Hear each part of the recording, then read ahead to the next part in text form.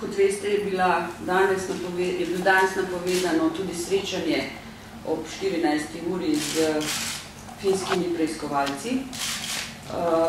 To srečanje je bilo danes, potem, ko je bilo prvič v petek strani podpredsednika komisije gospoda Roberta Hrovata odpovedano, še enkrat preklicano, tako da danes do tega srečanja s finskimi preiskovalci žal ne bo možno priti oziroma ga ne bo možno izvesti.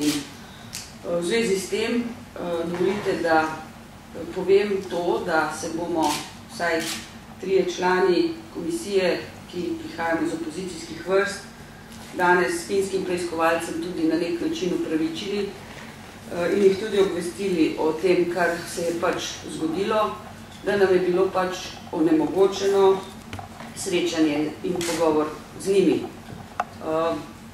Mirno lahko rečemo, da je koalicija to odpovedala in pri tem se lahko samo vprašamo, zakaj in komu je v interesu, da se prepreči ta stik in srečanje s finskimi preiskovalci. Zakaj se ne dovoli srečanja s člani parlamentarne komisije, ki se je več kot ali skoraj leto dni ukvarjala s to problematiko, ki je svoje delo več ali manj tudi končala in ga tudi strnila v vmesno poročilo.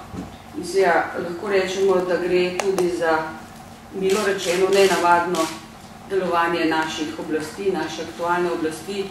Morda celo lahko govorimo o neki obliki mednarodnega škandala, kajti prav gotovo ni primera, ko bi pravzaprav preiskovalcem v parlamentu, parlamentarcem takšen pogovor bil onemogočen.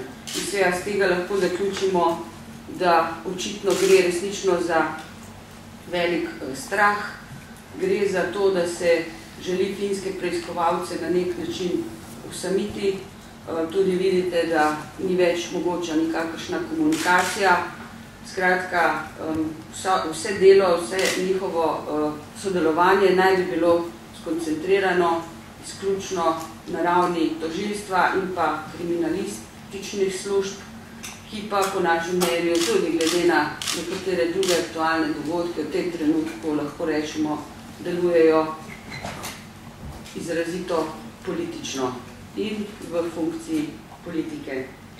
In še moje osebno mnenje, jaz menim, da v takšnih pogojih je delo naše preiskovalne komisije onemogočeno, ne moremo konkretno delovati in ne moremo ugotavljati tisto, zaradi česar smo bili tudi ustanovljeni. Tudi tega svojega dela ne moremo zaključiti, kljub temu, da smo pravzaprav upravili vse.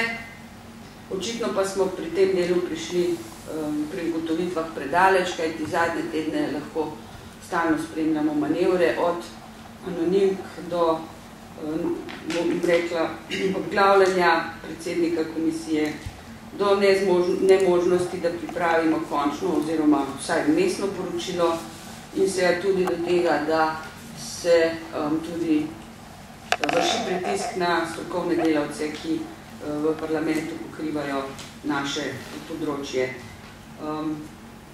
Glede na vsebino pa lahko rečemo, da se ponovno uporablja način, ko se želi odvračati pozornost od teme Patrije, oklepniki 8x8, da veste, da je pripravljeno za državni zbor samo poročilo o delu komisije, ki je raziskovala oklepnike 6x6 in Falcone in podobno. Skratka, tam, kjer so sodelovali samo koalicijski poslanci, bo to poročilo obravnavalo na seji državnega zbora, drugega poročila pa ne bo.